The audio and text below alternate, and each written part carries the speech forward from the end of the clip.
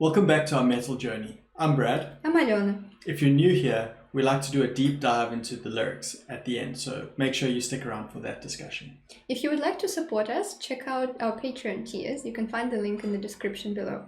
We also have a new Discord server and Twitter handle. You can find those links in the description below as well. So, we are doing Epica again, also another Patreon vote. And so the patrons have voted for Kingdom of Heaven. That was Stefan, Ken, Marco, Kai, and Thomas. Been a while since we did Epica. I remember we've done two songs. The first one was Sancta Terra with Floor. I thought it was a good song, but not necessarily my preferred style. And then the second song we did, Consign to Oblivion. I remember enjoying a lot more. It was more my sort of style. I don't know about you. I remember the keyboard guy traveling around the stage. Yes. That was fun. He was awesome. Yes. Let's see what we have here. Maybe we get him back.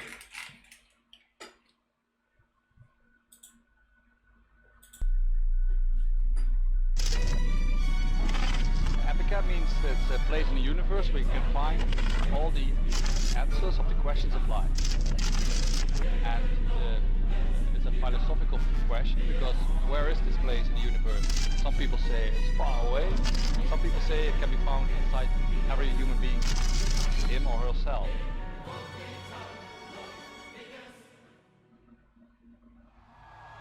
We want to welcome you to a kingdom far, far away. Welcome to the kingdom of heaven.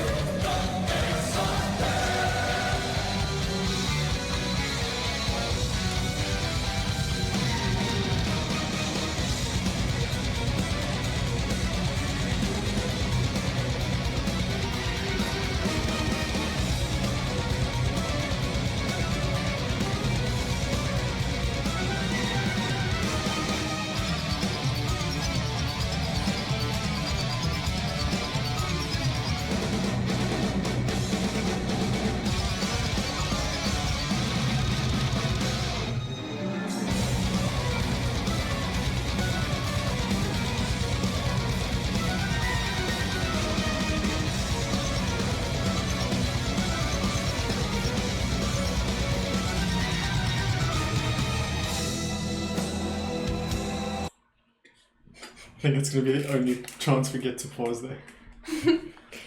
Wow, that's a lot. Break it down for me. Start in the beginning. Let's tell me what you're hearing. What are you experiencing there? I think I'm more reacting to the visuals than to the music, like to the instrumentals itself. So in the beginning, I think it was some kind of a like the girl, the lead singer, she was presenting some kind of statue, like Egyptian statue, or maybe some other ancient culture statue. And also I like how in the background there are those images of, I don't know, like scientists, ancient gods or something like that, which sort of and you can only see them when the lights is blinking like really fast. So it creates this effect like someone is watching over the people that are performing on stage, which I think is quite cool. Well, the subtitles are really helpful because they sort of have the comments explaining the Latin words that were in the lyrics. They just translated it as they are, which is quite cool. Well, the visuals are a bit shaking, so it's a bit hard to watch, I would say. Even though the sound, I think the sound is perfect, but the visuals is just, it's a lot of blinking of the light as it is, but because it's shaking, it creates like this effect of constantly something is moving. Yeah, and it was super funny when the keyboard guy just came to the guitarist and played this one fume. He didn't disappoint. Yes. He's back in full force. Yeah, that was funny. What's his name? Tell us what his name is. I don't know. So the music itself, it's quite intense, and I think it has also a bit of, I don't know, even Arabic ancient motifs there, together with very fast-paced drumming and guitars. That's just insane, and it seems like all people in that group, like the main component for them is to have very long hair. So I don't know how that keyboard got his job there. They're all overcompensating for him. Because yes, everyone else has very long hair and uses it very effectively. Yes. Yeah. When it started, like it looked like it was going to be terrible quality or something like that. I was like, oh no, what have I done? Have I picked up the wrong version? So I was a bit worried, but then, as you say, the audio was perfectly fine or good, with the exception of her voice. I found is kind of drowned out. I feel like the volume on her voice is just not at the same level as the guys vocally and the instrumentals.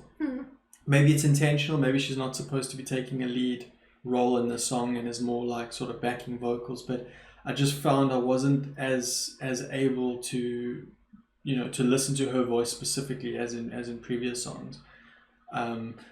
Again, I don't know, maybe intentional, maybe just part of the sound set, but because the rest of the sound is perfectly spot on, so maybe it is just the way it's supposed to be. I mean, I don't know what the album version is like. It started super heavy. I really, really, really liked that intro. Like there was some proper metal there. Like I really, really enjoyed that intro. And then I found throughout the song all the heavy parts, or the technical parts, the solo-y parts, all these sorts of things were really, really enjoyable, really fast, really heavy, really good. I wasn't in love with the lighter parts. Certainly in the beginning, somewhere near the beginning, it did need like lighter parts to break up the heavy parts. So it's not that I'm just hating on it because it's not as heavy. That's not the case. Like it does need lighter parts there. It's just those particular lighter parts, they just weren't really doing it for me in the same way that they had previously. But it's a long song. Let's keep going and see where else they go with it. Maybe it's just that phase and they're going to go somewhere else with it. I don't know. Okay.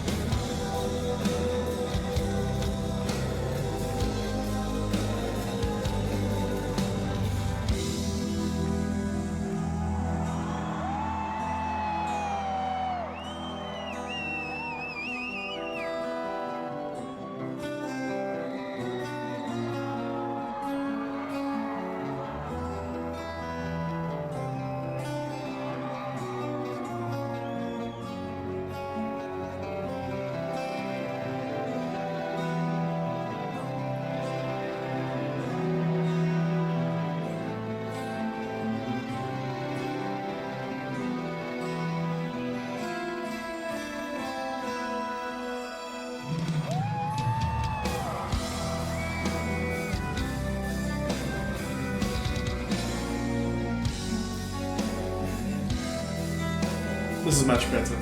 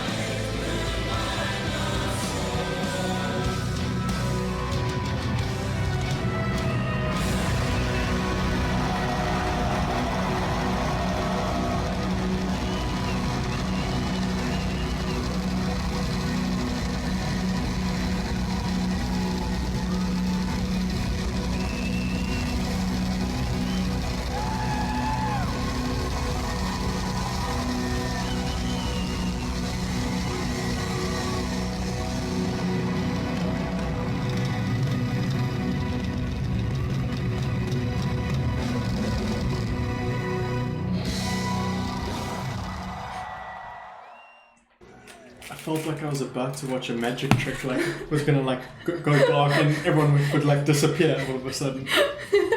I think at the end of it, the sound was a bit distorted as well. Like at least at the very end, the drumming wasn't as articulate. At least it didn't sound like that. Yeah, that's true. So I don't know what's up with that, with that music video. Yeah. Who was making it? Even at the end of the way it was shaking and the way that the lights were going, there I was almost feeling like, oh wait, no, actually the shaking is intentional. It's part of like you know, this atmosphere, this mood. It's part of the storytelling. But then I don't know, because it did feel like the shaking at the end there was part of the story, you know. I don't know. It seems like it's just not a good choice of video. Okay. So, what did you think post pause? Well, I liked it all. So I liked the soft part even in the beginning. Okay. And after the pause, it was also perfectly fine. I liked that guitar solo, like 2 guitar solos. One which was almost had an acoustic sound there. Well, the one that was literally on an acoustic guitar? That one? I suppose it was an acoustic guitar. Don't ask me that question. The big old school looking one with a hole in the middle, not the electric one. That one. Okay. That was very peaceful and nice music. And then there was the one, I think it was an electric guitar, which was incredibly like touching and I don't know, for me it had sort of a Metallica feel to it even. So it sounded old school and it sounded super emotional and just like going really deep into your soul. And I liked what they did with the lighting, how first they sort of concentrated on the acoustic guitar player. And then it sort of moved to the side also for this electric guitar solo. That was nice. I think I would like to see what it actually looks like because, you know, with high quality video. So, well, vocals are impressive as always, so I don't think there's anything to add there. So I did enjoy it very much. Okay, so post-pause they had that sort of acoustic guitar slower bit, and I much preferred what they did with that slow piece as compared to before we paused. And even later on in the song when they came back to some of those slower pieces from the beginning. Either I grew into them, you know, just got like more comfortable with the melody, or I don't know, maybe they just added a little bit more interesting pieces on top of it, like a few more layers that made it a little bit more interesting to me. But yeah, that acoustic guitar piece was really good, and then like the way that her vocals came in as well. And what I was thinking is they have so many assets that they can use from a storytelling perspective, because they've got the female vocals, the male vocals, the really heavy, the not so heavy. They bring in the acoustic guitar. We saw like at times the instrumentals were like almost seemingly chaotic and like not in accordance with each other, and then at other times they're all like working together in unison, in harmony. And you know, this is all just layers that they can add on to the storytelling of, you know, when there's unity in the story and when there's chaos in the story. And they've just got so many tools at their disposal to add to what they're doing with words. So that's really cool, and they use it really well.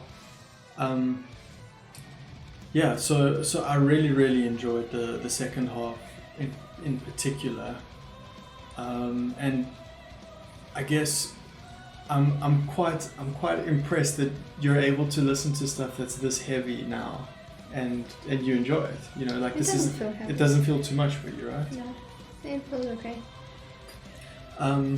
Vocally, I really like the guys' vocals, and then at some point in the first half, I forgot to bring it up, I was a bit confused because it sounded like there was some male backing vocals as well.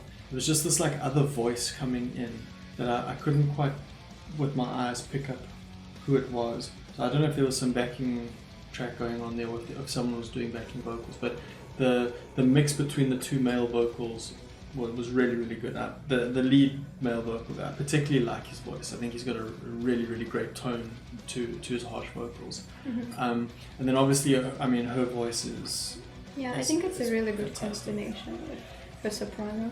Yeah. It's super, super nice.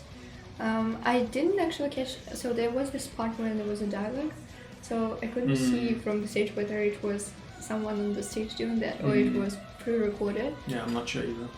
Yeah, I don't think we had a good view there, did that. Yeah. But I can risk to assume that it was the keyboard guy. At least the harsh part. Who knows? Could be. Because they didn't give him microphone. I can't believe it. Oh, right. Actually, I remember from the previous song when he did his scream like, in the oh. mic. Yeah, so maybe that other backing vocal was maybe. him. You raise a good point. I feel like she was far more understated in the song. Again, not like in the beginning. I was talking about just the sheer like pure volume, but I don't know. She didn't seem to have as much of a role in the song as I remember. Maybe it's just my memory failing me, or maybe my focus was just more on the male vocals this time. But I mean, her voice is so good. It's as good as any there is really in metal. I mean, you're probably splitting hairs if you're trying to get like the best clean female vocals. It's probably just a case of flavor, like, you know, who you prefer between her and a few others. But I mean, her quality is right up there, as good as anyone in the world that I've heard.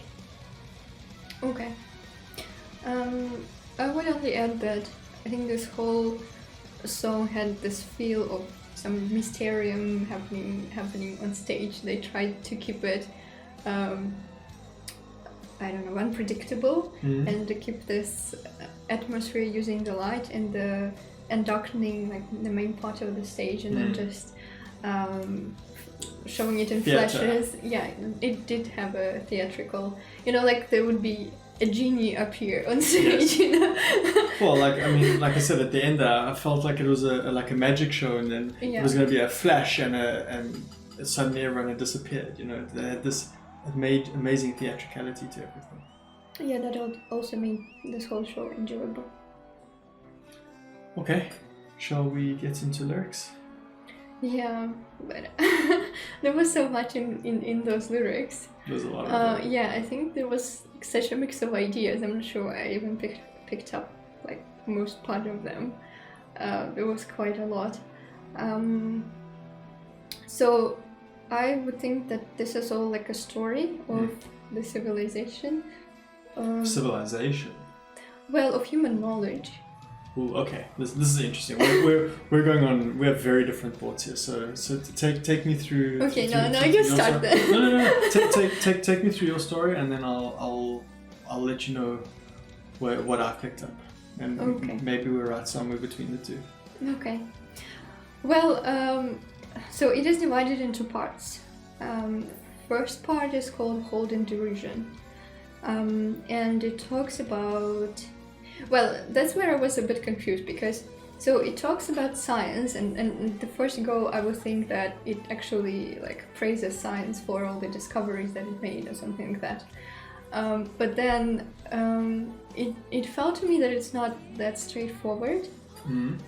So it's just it's telling about how difficult it is to accept like new discoveries, new reality, to accept geniuses that uncover the whole new truth, which shatters the basis of known knowledge. So, and in this, I would say it's kind of a spiral. So, at first, when it was the science which was basically introducing to people the new understanding of the world. Shattering the basis on which religion was standing, and that's why like at Middle Ages the church was really afraid of the scientists, because they held the knowledge, and people would go to them for that knowledge, so they had kind of a monopoly on that. So they were prosecuting and not accepting the geniuses that would give the new theory on how the world works. Yeah. And I think this line about scorn shall be directed at the genius represses subtle theories of the light to the question of life. So I think it's about the trying to stop the new knowledge from developing and from ruining the basics of what's already known. But then, it sort of went into the next spiral when science tries to explain all that's happening in the world now, and evidently it cannot. So new theories come about, and I think now these theories would be more about soul and spirituality, and that's why in the end it sort of tries to tell that there is no other way but for those two pieces, science and spirituality, to join together and to start to discovering the world together instead of fighting and preventing each other from reaching new horizons. And then that's why it says here we need new drifts in other view, expand our grip on the cryptic soul, because basically science is not explaining life or soul, and maybe it's even going as far, this idea maybe even is going as far as like creation of the world. Like we sort of have this theory of Big Bang, but we know basically, at least we know, the physicists know something that happened a little bit after, a fraction of a second after, but not the whole origin. Yeah. So scientists kind of has this again monopoly on thinking this is how it happened, but then it can't quite explain the whole thing, and it does try to undermine like the concept of soul, of something basically spiritual, which is not that it's not explained by science, it's just that current stage of the science is not enough to explain it, So, and then there were those Latin lines for which they were giving the translation in the video, but basically if you're not I don't remember actually, but I think it was condemning those who don't want to see that they're not going to see, and those who don't want to know are not going to know. And if you're not knowledgeable enough, you cannot explain the world, and you cannot claim that you can explain the world. And then this last line was about opening the chakra which is responsible for knowledge. So I think the whole idea of this piece was to open up to the knowledge that is unique, that might be questioned by the formal science or existent concepts, and just try to look at the world from the new perspective. That's what I think. From part one. Yeah, from part one.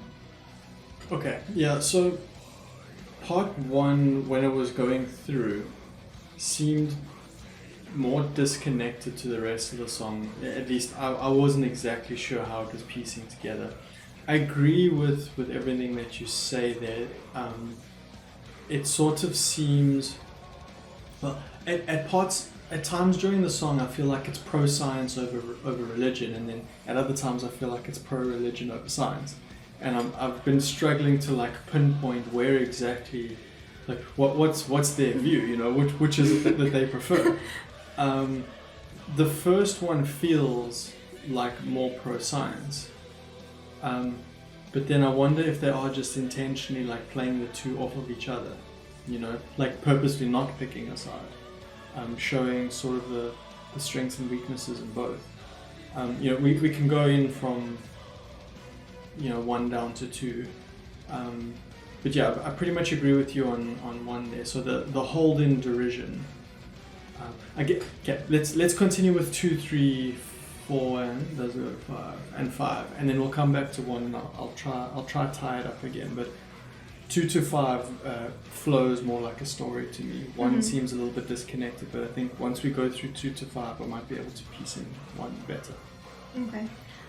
Well, okay, but from what you said, I don't see that they try to find like the winning side, I would say that it's more an argument towards union rather than contradiction between them. And to me, this piece actually reminds of the book by Jen Brown, Angels and Demons. I think at least in the movie based on the book, Angels and Demons, I really like that idea that there's actually no contradiction, that they can perfectly well exist together, and there is no need to fight because it only stops the real knowledge. So I think this song is for knowledge, so it doesn't necessarily say for that it's for scientific knowledge or spiritual knowledge. It doesn't even say like religious here. It just calls spirituality. Spiritual some way, science, spirituality. But we'll have to meet along the way. Yes, exactly. And I also missed there was this idea, we create the world around us, basically saying that knowledge is that powerful, that what we think is how we're going to make our life, you know. it has this powerful strength to transform the world around us. And well, yeah, break the great taboos, so basically expanding the horizons, which is the purpose of knowledge, I suppose. Answer the great taboos. Yeah. But yeah, I mean, the great taboos, why are they taboos? Because we don't know stuff. You know? It came from other, or people preventing someone from knowing something, you know? I feel like maybe this is just my own, maybe I'm just putting my own sort of views on this, but I feel like quite often taboos stem from religion though. Like something is normally, at least the taboos that I'm thinking of, they're taboo because religion didn't want to talk about it. It was too conservative to discuss these issues. Not all taboos. There's some taboos that are just societal taboos, irrespective of religion. But I don't know. I just sort of feel like, at least in my own upbringing, it feels like a lot of taboo was the result of religion. But a lot of knowledge was also the result of the religion, so you can't just, pick one side and say, okay, that's all. But because there was so many knowledgeable people that became knowledgeable because they were taught in the, church schools, and all the libraries that all those cathedrals collected.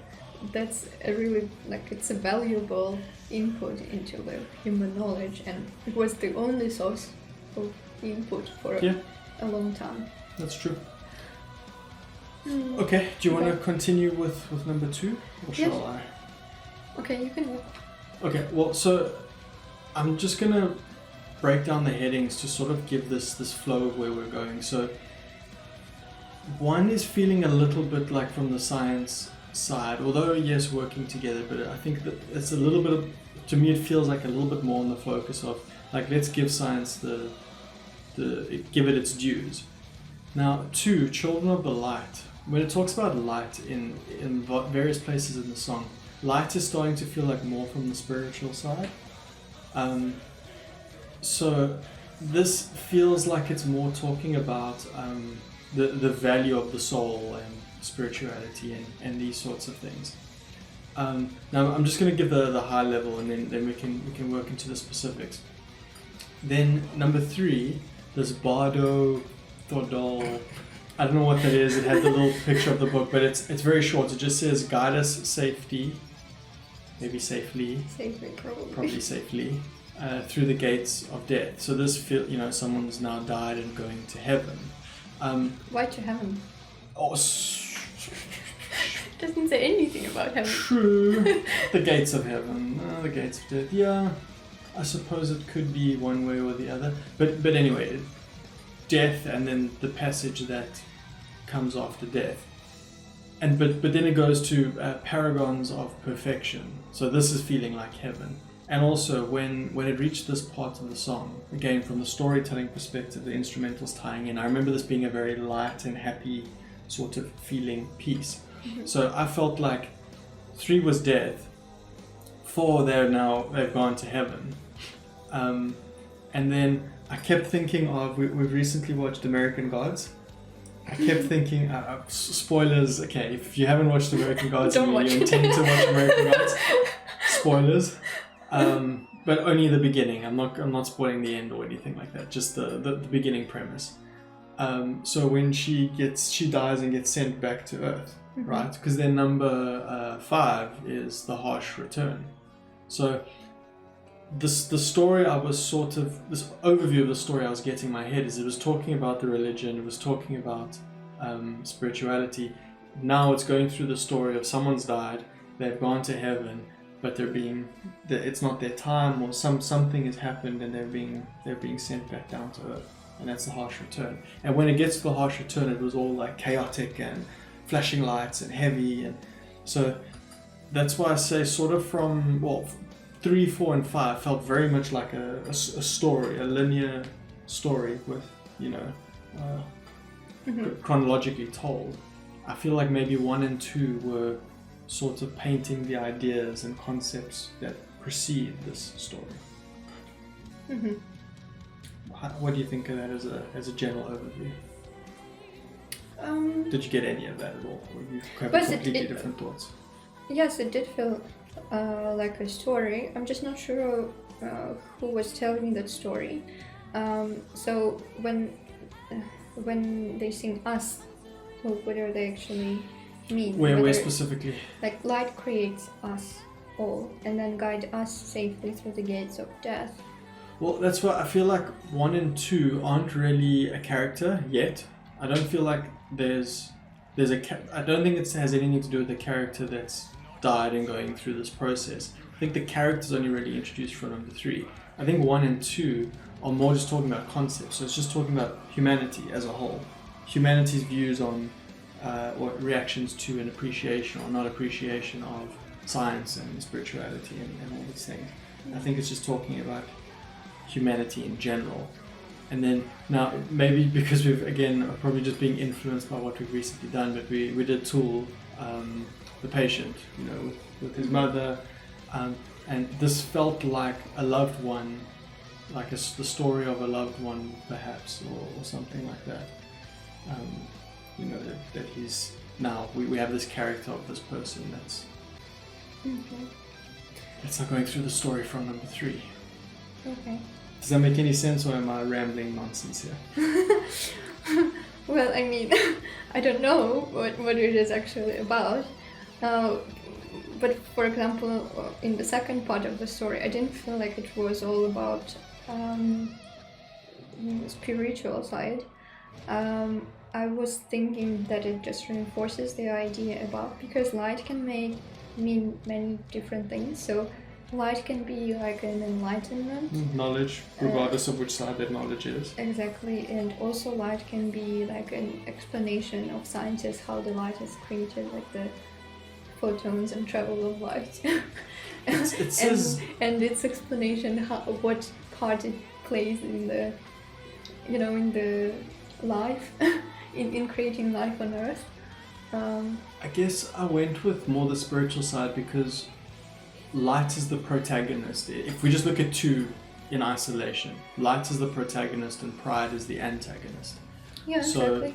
So the opposite of pride, well, I suppose knowledge could be the opposite of pride, because you could just be like ignorantly holding on to a view that you don't really have knowledge of. People, whatever it be, like politically or whatever, we tend to hold the views of the community that we grew up in, irrespective of what knowledge says. That kind of feels a little bit like pride. But I guess I was taking it more to be like a pure soul, like light being more like a good soul, which is sort of selfless and acting for the greater good, as opposed for like personal pride. Yes, I mean, in my understanding, it means that personal ambitions of those people who are who have access to knowledge or who have some kind of authority in those fields, it can prevent the knowledge from actually expanding, and because they will be,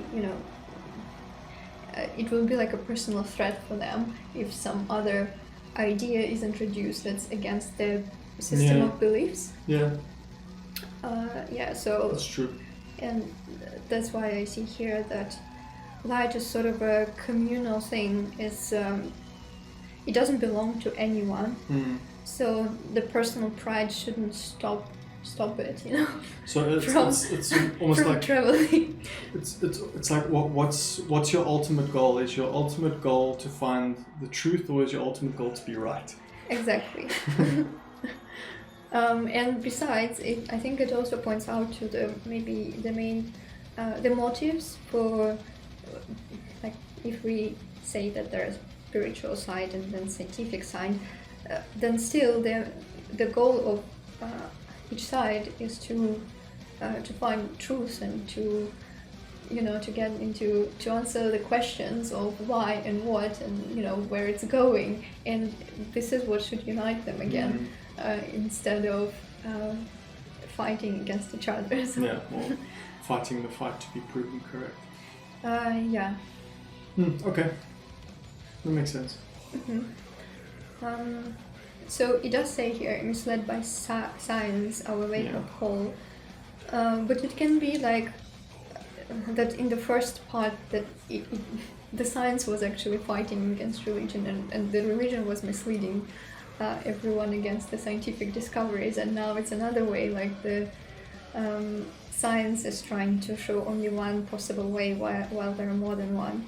Well, yeah, that's sort of why I was saying what I was saying, where it felt like one was a little bit more the pro-science, and two was a little bit more the pro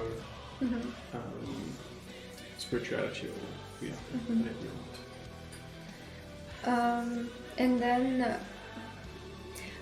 I'm quite curious what is that Bardo Todo is. It seemed like from the picture, so it was something in Spanish, like a guide But for the dead. Everything had Spanish subtitles. Yeah, but that explanation was only in Spanish without English version.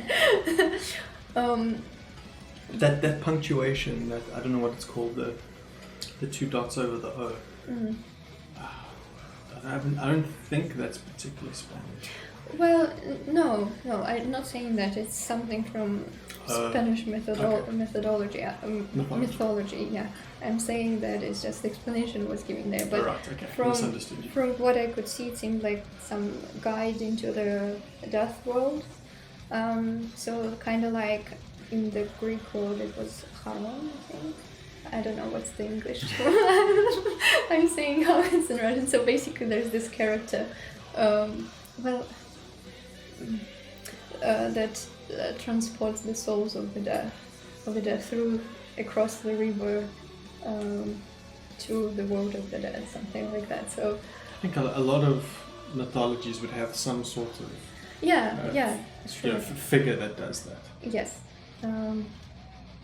So if this part maybe is addressed to that character, because it said guide us safely through the gates of death, because he's showing the way.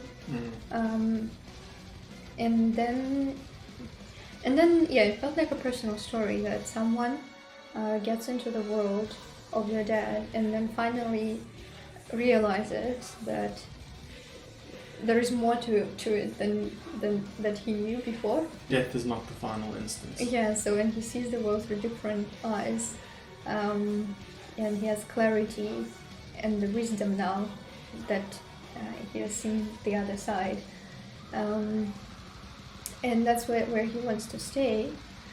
I'm just not sure why actually he sent back. Yeah, I'm not sure either. I was hoping as we ran through it, I would try to pick up another clue as to why, because on first go through it, I couldn't pick up why or anything, any reason or any conclusion to the story. Well, I would assume, like, as one of the possible explanations would be that this particular soul, like, didn't yet fulfill the, like, the destiny, almost. So, what this soul was supposed to do on Earth, and even though, like, the soul wants to stay in this world where it's all wisdom and clarity and no, foolish ideas, it still has to go back to add to the human world. And yeah, well, I suppose it's painful, when sort of knowledge is given to you, but then it's immediately taken away and you have to be sent back. I guess like one idea I have is if this was written about someone specific, so maybe like this could have been written about someone that had passed away. I guess you could write this from the perspective of someone writing this song about someone else. It could almost feel like if you felt like that person was taken too soon, it could be this sort of like story or like metaphor for explaining why you feel like it wasn't their time. They should still come back to Earth. I think it feels more like a like clinical death in the hospital and then return. Yeah. So when there's sort of this door to the other world, and maybe it even references the experiences of people who actually tell about it, because they are on the border of what contemporary medicine knows and what it doesn't, because there are so many people that are describing the same phenomena in the same words, but there's no scientific explanation to it yet, and even like scientists are studying this phenomena, and there is no one like certain conclusion on that.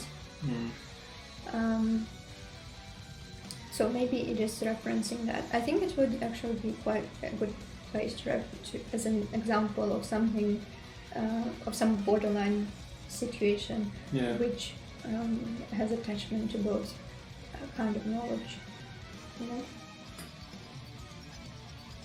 Okay, and then it does say, I like this phrase that our limited capacities gives us trouble to comprehend. I actually think it's a reference like to another idea, like in social studies. It is so hard to study humans because it's at the same time an object and a subject, and like if someone studies society, being part of a society, it's really hard to get some an actually scientific and objective knowledge of it, and that's one of the like pitfalls of science, which hasn't been overcome yet. Maybe I'm just going too far with this. Yes, and then there is this. There are these 4 lines about how we are all linked and connected, and how one piece, basically like transfer of knowledge, and how one little piece is representative of the whole population, I would say. But I think it's also a reference to an idea. There is this idea, I think it's called noosphere. I don't know. I don't know in English again. That's just so hard. Oh my god. So in Russian it's noosphere. But since it's made of, parts that are kind of come from another language, I would suppose that in English it sounds a little bit like that as well. Okay. But basically the idea is that knowledge is not,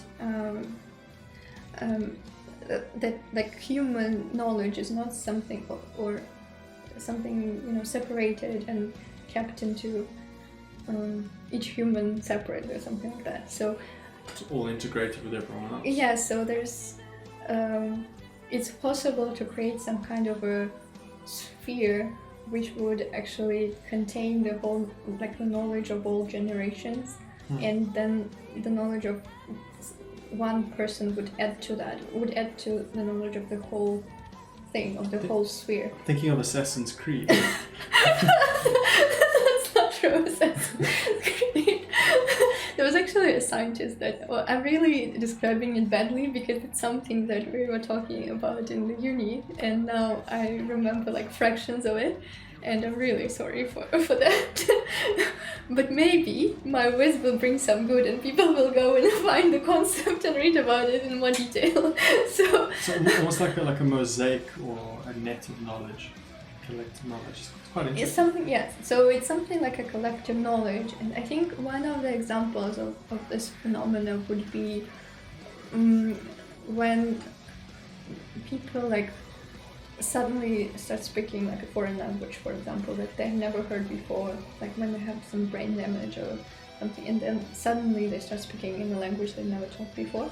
So it sort of kind of says that we don't know what is actually kept in our brain, and that maybe we have access to a wider knowledge than we actually think. Interesting. And then, yes, I mean, I think it then talks about, again, reinforces this idea about light creates us all, and here it also adds greed will make us fall, but I would think that pride and greed is something similar in here.